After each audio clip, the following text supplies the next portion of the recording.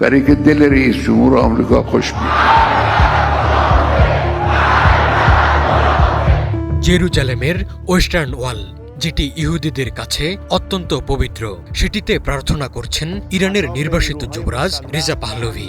ইরানের ইসলামী শাসনের বিরুদ্ধে বিক্ষোভে, যার নাম হচ্ছে তুমুল আলোচিত, সাম্প্রতিককালের সবচেয়ে বড় বিক্ষোভে টালমাটাল ইরান। হাজার হাজার মানুষ রাস্তায় নেমে এসে চ্যালেঞ্জ জানাচ্ছেন আয়াতুল্লাহ খামেনির শাসনকে। এমনই এক সুযোগের অপেক্ষায় ছিলেন রেজা পাহলভি। 1979 সালে ইসলামী বিপ্লবের পর তেহরান ছাড়তে বাধ্য হয়েছিল তার পরিবার। তখন রেজা পাহলভির বয়স ছিল মাত্র 18 কি 19 বছর। গত 4 দশকেরও বেশি সময় ধরে তিনি আমেরিকায় নির্বাসনে আছেন। দীর্ঘ বছর কিছুটা চুপচাপ থাকলেও সাম্প্রতিক বছরগুলোতে ইরানিদের ক্ষোভকে পুঁজি করে সক্রিয় হয়ে উঠেছেন রেজা পাহলভি। তিনি নিজেকে ইরানের মুক্তির দূত হিসেবে তুলে ধরার চেষ্টা করছেন। জীবনযাত্রার ব্যয় বৃদ্ধির প্রতিবাদে ইরানে তীব্র হয়ে উঠেছে জনরোষ। ডিসেম্বরের শেষ দিকে শুরু হওয়া বিক্ষোভ ব্যাপক আকার ধারণ করেছে। ইরানিদের ঘর থেকে বেরিয়ে রাস্তায় নামার আহ্বান জানাচ্ছেন রেজা পাহলভি। এখন এই বিক্ষোভের অন্যতম স্লোগান, এটি শেষ লড়াই, পাহলভি ফিরবে। পাহলভি নিজেও ইরানে ফেরার জন্য ওত পেতে আছেন। বিক্ষোভ চালিয়ে যাওয়ার আহ্বান জানিয়ে বলেছেন তিনি তেহরানে ফেরার প্রস্তুতি নিচ্ছেন।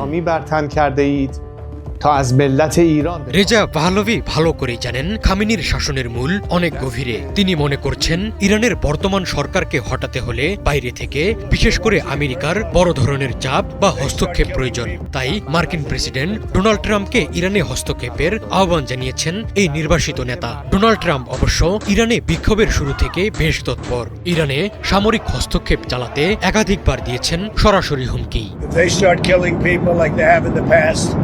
ইরানের শত্রু আমেরিকা ও ইসরায়েলের সাথে বেশ ঘনিষ্ঠতা রয়েছে রেজা পাহলভির। 2023 সালে ইসরায়েল সফর করেছিলেন আমেরিকায় নির্বাসিত এই নেতা। জেরুজালেমের ওয়েস্টার্ন ওয়ালে প্রার্থনাও করেছেন, যেটিকে অনেকে থার্ড টেম্পলের প্রেক্ষাপটে দেখেন।